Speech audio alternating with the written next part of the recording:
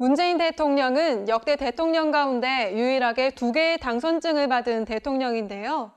중앙선거관리위원회로부터 교부받은 정식 당선증과 청소년들이 모의선거를 통해 뽑은 대통령 당선증, 이렇게 2개입니다. 아직 선거권이 없는 청소년들이 민주주의를 직접 체험해 볼 수 있는 청소년 모의선거.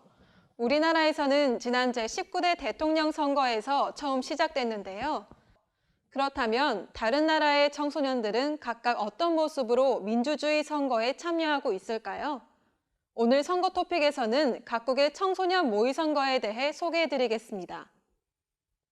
꽤 오래전부터 청소년 모의선거를 시행해온 나라, 바로 독일인데요. 1999년부터 시작된 독일 최대 규모의 학생 대상 프로그램 유니어바를 통해 독일의 만 18세 미만 청소년들은 직접 선거 과정을 체험하고 민주주의를 경험하고 있습니다. 독일의 청소년 모의선거는 연방총선, 주의회 선거, 유럽의회 선거에서 실제 선거일 7일 전부터 실시되고 있는데요. 청소년 모의선거에 참여하는 학교에서는 약 한 달간 후보자 공약집과 토론회 등을 바탕으로 수업을 진행하지만 모의선거 참여 여부는 학생들이 스스로 자유롭게 결정한다고 합니다. 청소년들은 후보자와 정당의 공약을 비교하고 평가한 뒤 온라인과 오프라인 중 한 가지 방식으로 투표를 할 수 있는데요.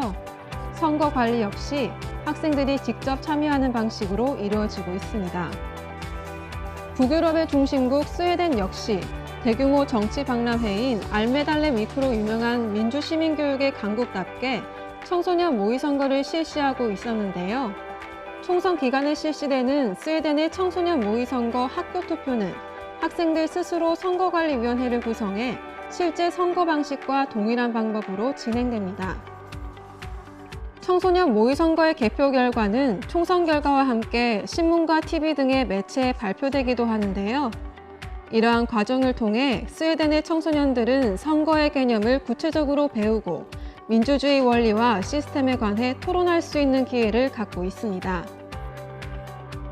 2003년 10월 온타리오주에서 43%의 참여율을 보이며 처음 실시된 캐나다의 학생 선거 프로그램 스튜던트 보트는 이후 캐나다 전 지역으로 확대되었는데요. 캐나다의 실제 연방선거일을 일주일 정도 앞두고 전국 학생 투표 주간을 지정해 후보자 및 정당과 주요 정치 현안에 대해 조사하는 한편 가족이나 친구들과 정치 토론을 벌이기도 한다네요. 그렇다면 우리나라는 어떨까요? 지난 2017년 제19대 대통령 선거를 앞두고 한국 YMCA 전국연맹에서는 청소년 모의대선 투표를 실시했는데요. 약 한 달간 청소년 선거인단 모집 기간을 통해 총 6만 75명의 신청을 받아 그중 86%인 5만 1,715명이 투표에 참여했습니다. 이틀의 사전 투표 기간을 거쳐 대선일과 동일한 5월 9일에 본투표가 진행됐는데요. 지역 거점 투표소를 통한 오프라인 투표와 웹사이트를 통한 온라인 투표가 함께 진행된 이번 모의선거의 결과는 문재인 대통령이 39.14%의 지지를 받으며 최다 득표자가 되었습니다. 이후 청소년들은 대통령 취임 100일 기념 행사에 청와대를 찾아가 당선증을 전달하기도 했습니다.